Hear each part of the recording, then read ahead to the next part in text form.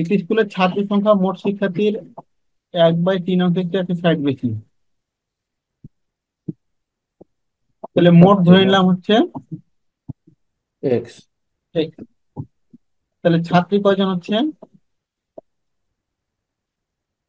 X এর 1/3 এর চেয়ে 160 বেশি ইজ ইকুয়াল টু 1/60 ছাত্রী বেশি, সংখ্যা। ঠিক না? হ্যাঁ, আর ছাত্র সংখ্যা বলতে কতজন? 1/7 অংশের চেয়ে 280 বেশি। শিক্ষার্থী, হ্যাঁ, 1/7 280 বেশি, হ্যাঁ। তাহলে মোট তো ছাত্র হচ্ছে বেক্সের মধ্যে করতে বলতে, তাহলে ছাত্র যোগ ছাত্রী মানে হচ্ছে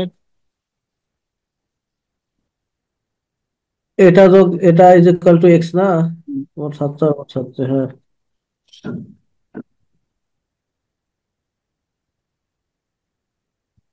এখান থেকে X1 পেয়ে যাবে 840। 240।